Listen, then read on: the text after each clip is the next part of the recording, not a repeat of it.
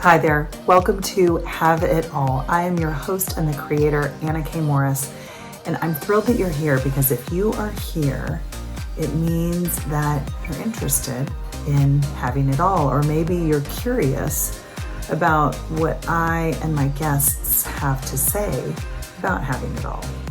Can we? Do we know what it is that we want?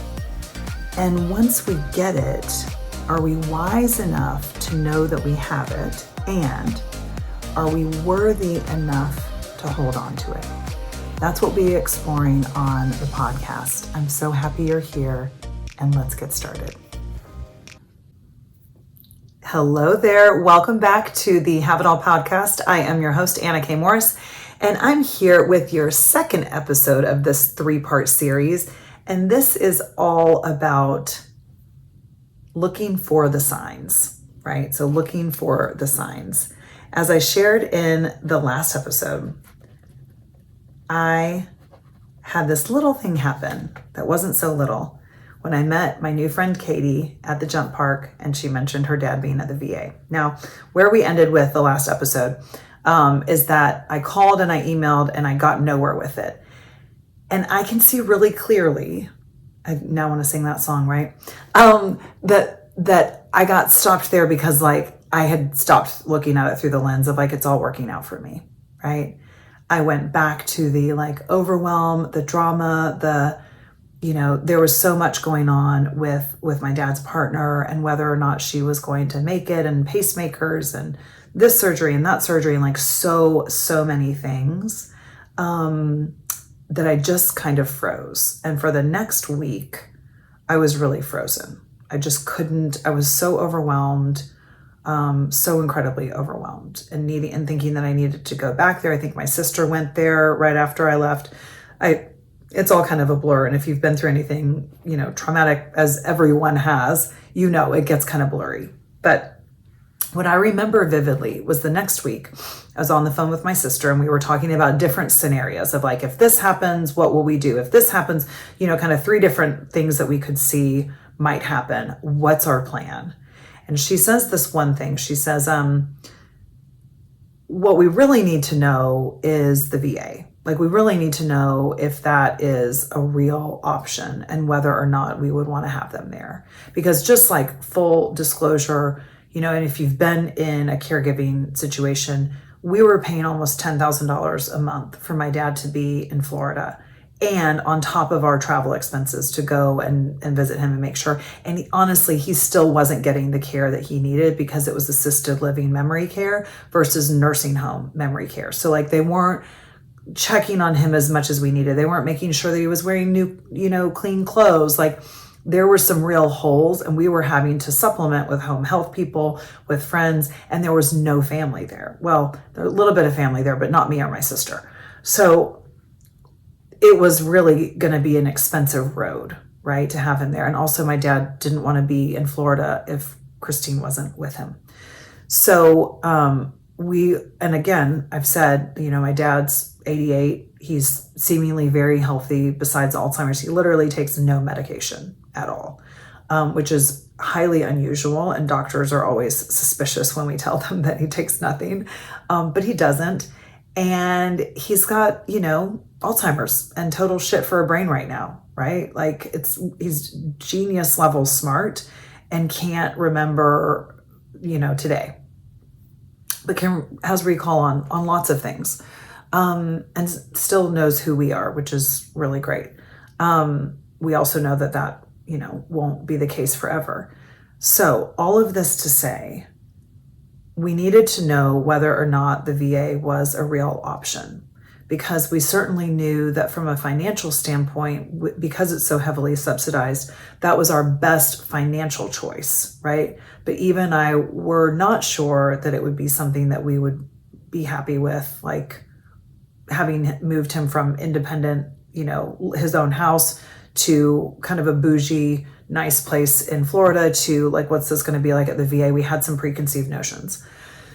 So Eva says this, she says, we really need to know about the VA. This was a 3:30 on a Wednesday. I'll never forget it. And unless I get Alzheimer's, and then I might. And she says, we just really need to know if that's a viable option. I said, well, when do you want to know? And she said, the sooner the better. I was like, okay. So I get off the phone with her and I call the person that I said didn't email me or call me back.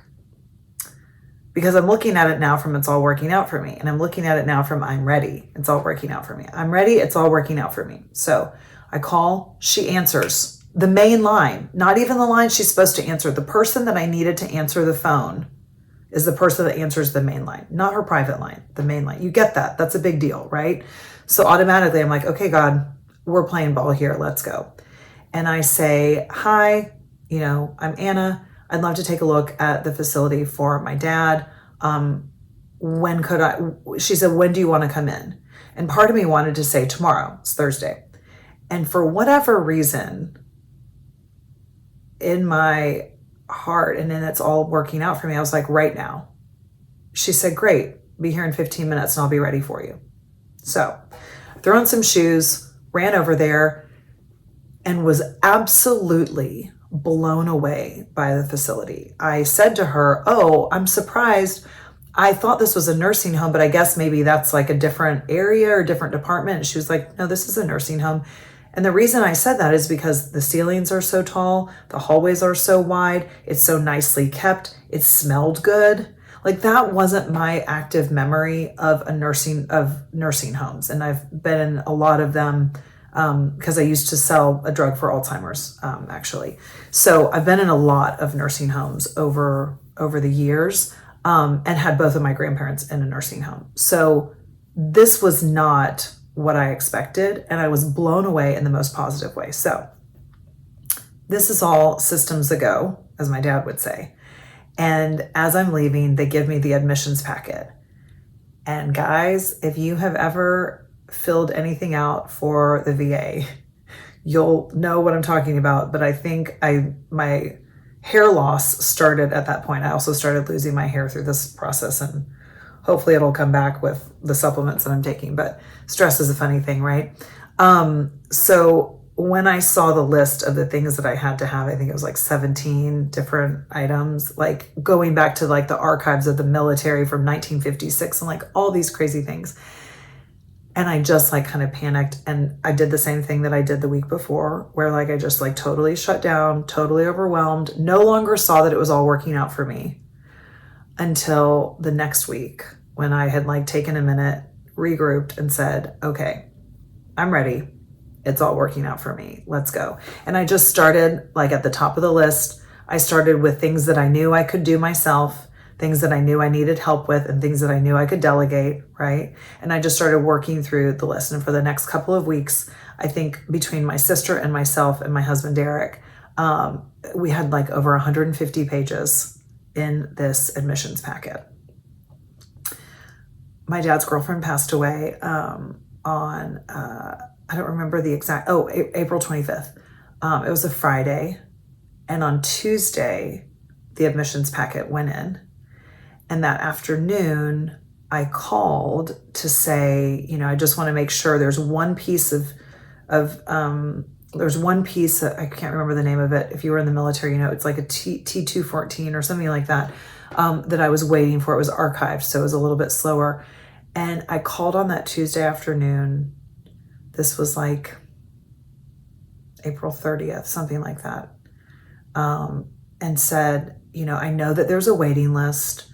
I know he probably won't get a private room, but I wanted to make sure that he was in the queue, that you could go ahead and start the admissions process with everything that I had sent you. And this is what happened.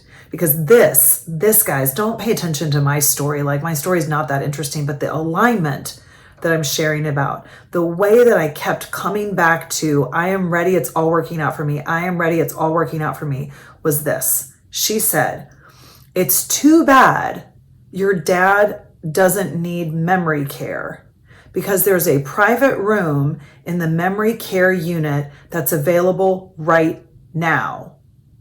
And I said, my dad has Alzheimer's. It's in all of his paperwork. It is in the 150-page documentation that I've sent you. And his doctor said today on the record that he must live in a memory care facility, period, for his safety. And that is exactly where he moved in the next Monday. So in 6 days, the admissions packet went in without the thing that we needed. And the minute she called and she said, I really need that, was the second that I got the email from the archive person, and it went in, and that was all good. And she said, he can have his room on Friday. This was May 2nd. And I said, great. I can have him there on Cinco de Mayo on May 5th because, he's coming from Florida. And she said, no problem. We can have him move in at 2 o'clock, 10:30 on Monday or 2 o'clock on Monday. And I said, 2 o'clock would be great. I planned the road trip. I, at one point, was like, I cannot be the one to bring him. I'm going to have my father-in-law do it. I'm going to have my uncle help out. I slept on it. I woke up the next morning and I was like, I am absolutely the one to do this road trip with my dad. I want this memory with him. He might not have it, but I will forever have it, because something that my dad has always said with me is that his favorite time is when he has me locked in the car at 80 miles an hour because I can't go anywhere and I have to talk to him. So we used to do the drive back and forth when I went to school in Dallas. And it was his favorite. And he moved me out of New York when I left New York. We did that road trip together. We've done a lot of road trips together. So this really felt like the last road trip for us to take together. And I submitted everything on that Tuesday. He got accepted on Thursday. I flew in on Friday and we hit the road on Saturday, and he moved in Monday. Let me tell you what time we got there on Monday. We got there at 2:01 on Monday for his 2 o'clock move-in. That is how seamless and beautiful. The drive was gorgeous. We stayed in really nice hotels because my dad had never, ever stayed in nice hotels. And I was finally like, you know what, Dad, you're 88. We're going to stay in some nice hotels. We're going to stay in 2 nice hotels, right? Along the way, and have this experience. Rolled up to Mobile, Alabama, not knowing it was the Kentucky Derby, right? Enjoyed the most beautiful Kentucky Derby experience, sitting in the room, watching it with him, going to have a really great dinner, getting on the road the next day, driving to Houston. It was so lovely. And every single thing worked out because I kept looking at it from the lens of it's all working out. It's all working out for me. I'm ready. Right? So the only time I would feel like it was hard was when I was resisting something, right? So stay tuned, because that's going to be the next podcast, is all about the resistance, right? This resistance that we create, and then we say something is hard, which is so important with an Alzheimer's diagnosis, right? But I'll say more about that in the next episode. I love you. Thank you so much for listening. It means a lot to me. If you are enjoying this at all, feel free to share it with a friend. And maybe you could even give me a little star and a review. That would be so fun. This is not something that I've done in the past, but I love this podcast and I want to make it even better. So I would love to hear from you, and I would love to have your reviews up for other people to see if they are a fit for me and these stories, and how you can literally create a life that feels like you, that feels aligned, because you're being true to yourself. Okay. So go ahead and do that. And then stay tuned, because my journaling course is going to open its doors pretty soon as well. It's called Journal Your Guts Out. And the biggest and best way that I have learned how to unravel all of these feelings has been through journaling in a very specific way. So I teach that in a 6-week course, and you always have office hours and access to me on Tuesdays. So stay tuned. That will be coming soon, and you can find out all the things about journaling your guts out on my website, annakmorris.com. Okay, I love you. Thank you for listening, and stay tuned for the 3rd episode, which is all about everything being hard. Okay, bye. Thank you so much for being here. It is an honor and a privilege to have this conversation with you as we expand in the world. What is it that we want? Do we believe that we can have it all? I hope this episode gave you some insights and some things to think about, and most importantly, some actions to go and take in your own life. If one of those actions is reaching out to me, I'm so thrilled and honored. You can always find me on my website, annakmorris.com, and you can always send me an email, hello@annakmorris.com. DM, texting, if you have my number, any of that is great too, and I would love to be in touch with you and help you have it all. I love you, and thank you so much for being here.